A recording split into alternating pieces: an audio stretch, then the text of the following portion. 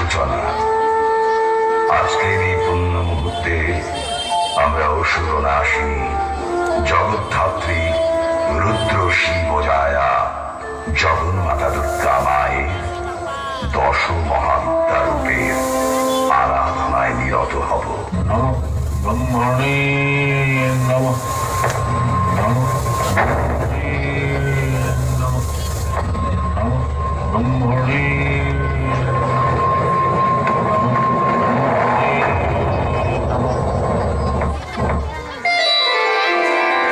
তোমার তপস্যা সফল হয়েছে মহিষাসুর।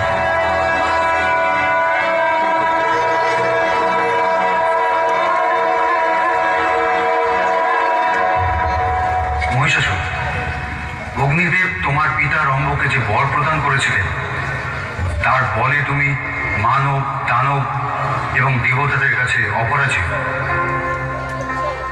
একজন যোদ্ধা পুরুষের সর্বশ্রেষ্ঠ যা পাওয়ার তা তুমি জন্ম মুহূর্তেই পেয়ে গেছো মহিষাসুর। এর বেশি আর কি আশা করো তুমি আমার কাছে? প্রভু, প্রভু, আমি অমরত্ব চাই, আমাকে অমরত্ব দান করুন। কিন্তু জন্ম মৃত্যু একই সূত্রে গাথা। শুধু মানুষ কেন, পাহাড়, নদী, সাগর একদিন সকলেই বিলুপ্ত হবে।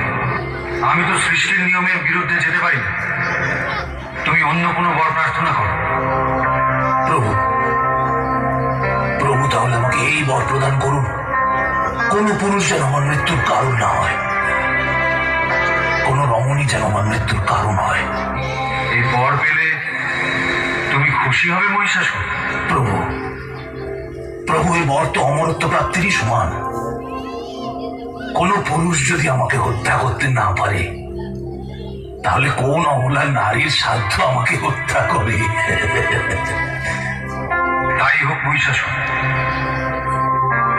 রমণী ব্যতীত আর অন্য কারো হাতে তোমার মৃত্যু হবে না।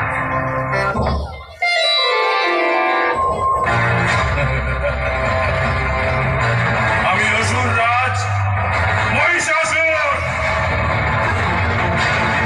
মর্ত আর পাতালের সঙ্গে স্বর্গ পদানত হবে আমার। কোন পুরুষের ক্ষমতা নেই আমাকে পরাজিত করা। হ্যাঁ? আমি অজেয়, আমি অমর। আমাকে হত্যা করবে, আমাকে হত্যা করবে সামান্য এক নারী?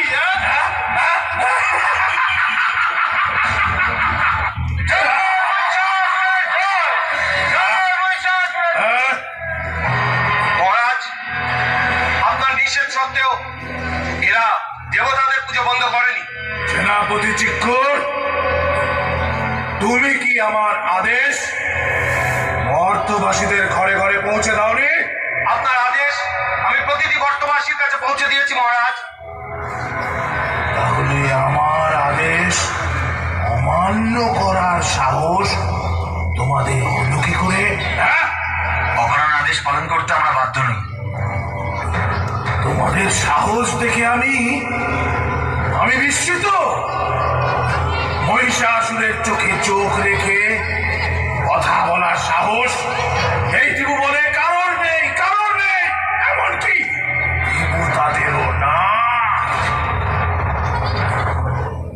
তোমাদের প্রথমবারের অপরাধ আমি মার্জনা করে দিতে রাজি আছি, কিন্তু একটা শর্ত। আমাকে কথা দিতে হবে মরতে গিয়ে তোমরা আমার মহিমা প্রচার